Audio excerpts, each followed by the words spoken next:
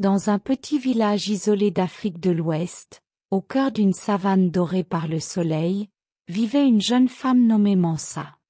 Elle était connue pour sa gentillesse, sa sagesse, et sa capacité à réconforter quiconque croisait son chemin. Cependant, malgré ses nombreuses qualités, la vie de Mansa n'avait pas toujours été facile. Mariée depuis 5 ans à son époux Kojo, un cultivateur respecté du village, elle portait en elle un profond désir de devenir mère. Après des années d'attente sans enfant, certains villageois commençaient à murmurer sur sa malchance. Mais le destin, avec son humour particulier, réservait à Mansa une surprise qui allait entrer dans l'histoire. Un jour, une mystérieuse guérisseuse, venue d'un village voisin, s'arrêta chez Mansa et Kojo. Après un long échange de regards, la vieille femme, nommée Nani, déclara dans un souffle. « Mansa, ton ventre portera une bénédiction que le monde entier n'oubliera jamais. Prépare-toi à accueillir plus que ce que tu n'as jamais imaginé. » Mansa et Kojo furent troublés par ces paroles. Mais dans leur simplicité et leur foi en les forces mystiques, ils acceptèrent la prédiction avec humilité. Les mois passèrent, et un jour, Mansa sentit les premiers signes de vie dans son ventre. À sa grande surprise, ce n'était pas un battement unique, mais de multiples mouvements, comme si plusieurs enfants jouaient en elle. Alors que son ventre grandissait à un rythme inhabituel, Kojo, inquiet, fit venir les sages-femmes et guérisseurs du village.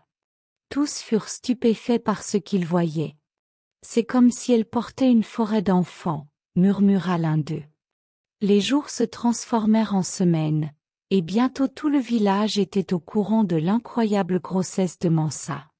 Des femmes venues de régions lointaines venaient la voir pour lui donner des conseils ou simplement poser la main sur son ventre.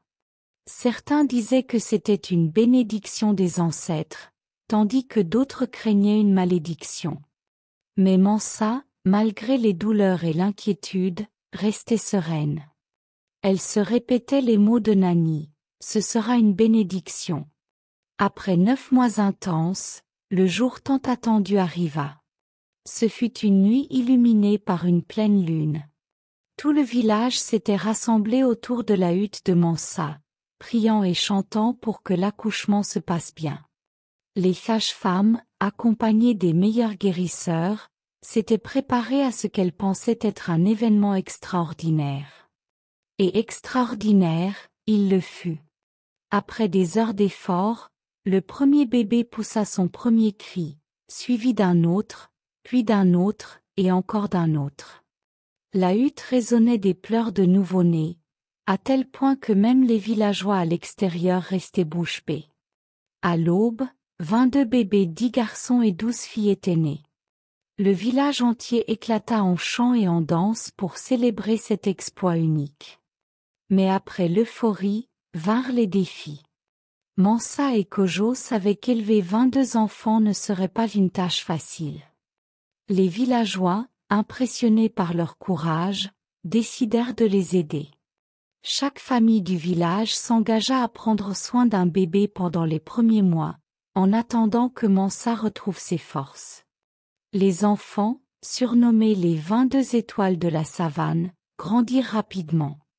Ils étaient tous différents, mais chacun semblait porter une qualité unique, intelligence, force, compassion, ou encore une étonnante créativité. On racontait que leur rire résonnait dans toute la savane et que leur énergie débordante apportait vie et prospérité au village. Les enfants de Mansa devinrent une légende dans la région. Ils attiraient les visiteurs, les guérisseurs, et même des chefs de village voisins, curieux de voir cet enfant béni. Kojo, un cultivateur humble, profita de cette attention pour vendre ses récoltes à des prix avantageux. Avec le temps, le village devint un centre de commerce florissant. Les enfants, en grandissant, contribuèrent à cette prospérité. Certains devinrent de brillants artisans, d'autres des conteurs célèbres, tandis que certains s'aventurèrent dans des contrées lointaines pour partager les valeurs de leur famille. L'unité, la persévérance et l'amour. Les années passèrent, et Mansa, devenue une vieille femme respectée, aimait s'asseoir sous le grand baobab au centre du village, entourée de ses enfants et petits-enfants. Chaque soir, elle racontait l'histoire de leur naissance et les leçons qu'elle en avait tirées. Peu importe la taille du défi, lorsque nous sommes entourés d'amour et d'unité, nous pouvons surmonter n'importe quoi. Son histoire, transmise de génération en génération, devint une légende contée dans toute l'Afrique. Mansa, la mère des 22, resta dans les mémoires comme un symbole de résilience, d'amour maternel, et de l'incroyable pouvoir des bénédictions inattendues.